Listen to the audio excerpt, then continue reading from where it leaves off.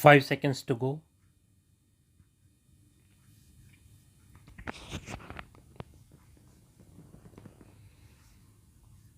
Start.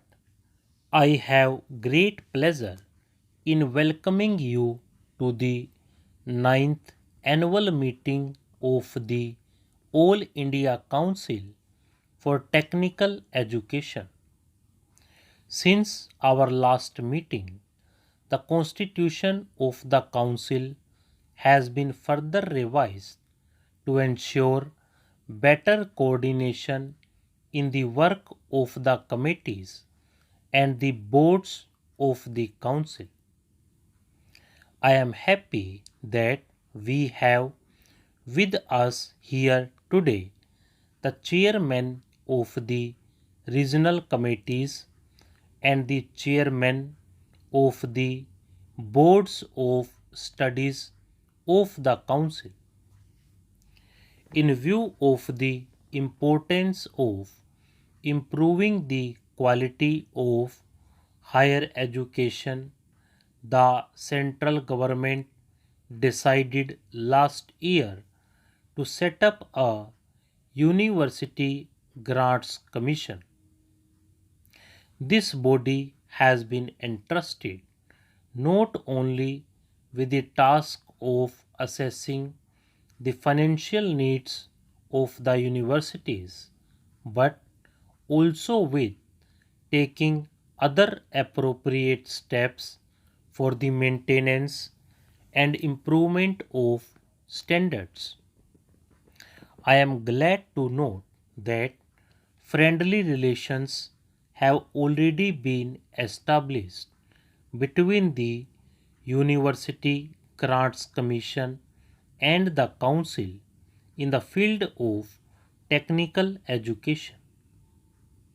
The University Grants Commission has accepted the suggestion of the coordinating committee to utilize the machinery of the council for the assessment of the needs of the technological departments of the universities.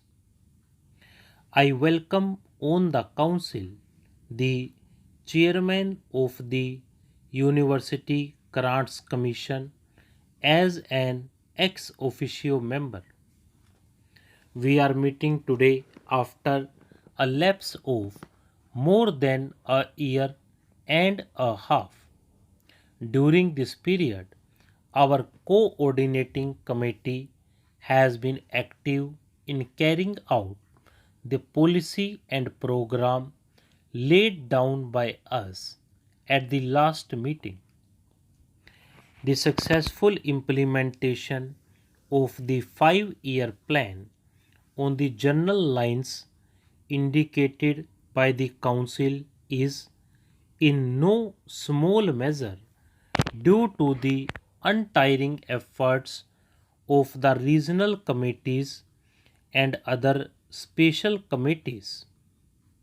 It is heartening to see that as a result of the work of these committees of the Council before the close of the first 5-year plan period, we shall have in the country a fair number of postgraduate courses in engineering and technology, as also arrangements for advanced work and research.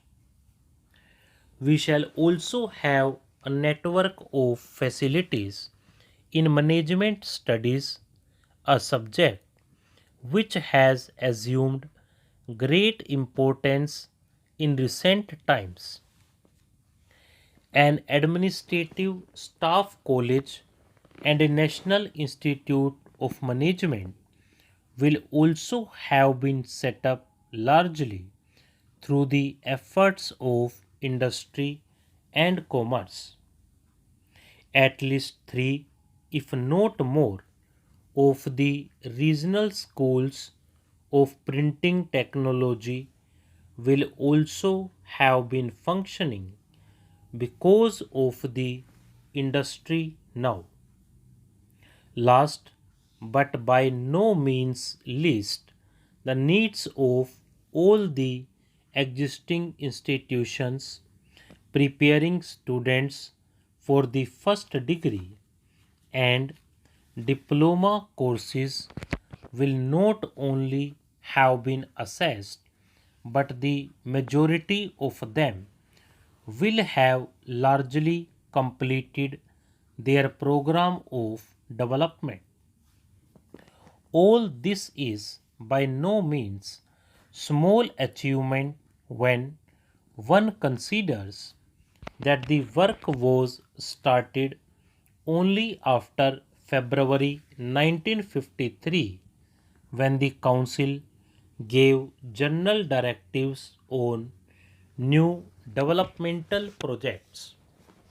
The increasing interest which the state governments are taking in the work of the Council is evident from the reports of the work done by the regional committees as also the items put forward for consideration of the Council by some of the state governments.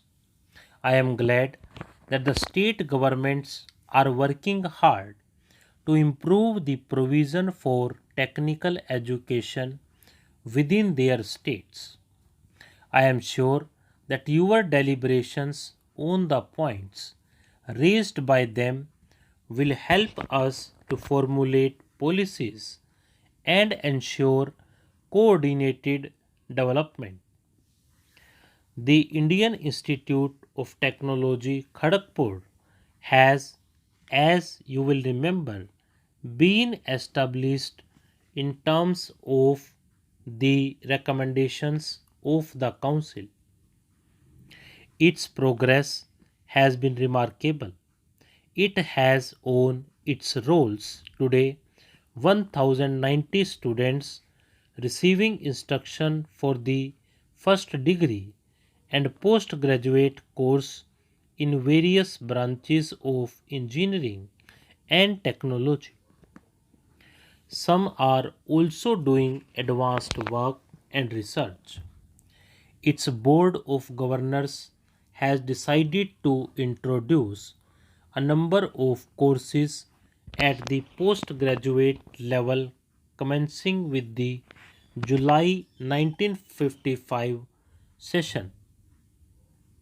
Having regard to all the developments that have taken place in the country, the board has drawn up a plan under which the institute will ultimately have 1800 students in all 1200 for the first degree courses and 600 for postgraduate courses and advanced work. I have every hope that in course of time this institute will develop into an institution of which India may well be proud. One of the important items on the agenda is the preparation of the second 5-year plan. I realize that it has come soon after the framing of detailed schemes to implement the first 5-year plan. The work done by the Council during the brief space of a year and 10 months has, however, brought to the forefront the various problems of technical education. We are therefore in a position to indicate the general expectation is that the second 5-year plan will be an industrial plan. It is important, therefore, that We should plan ahead for the future. Stop.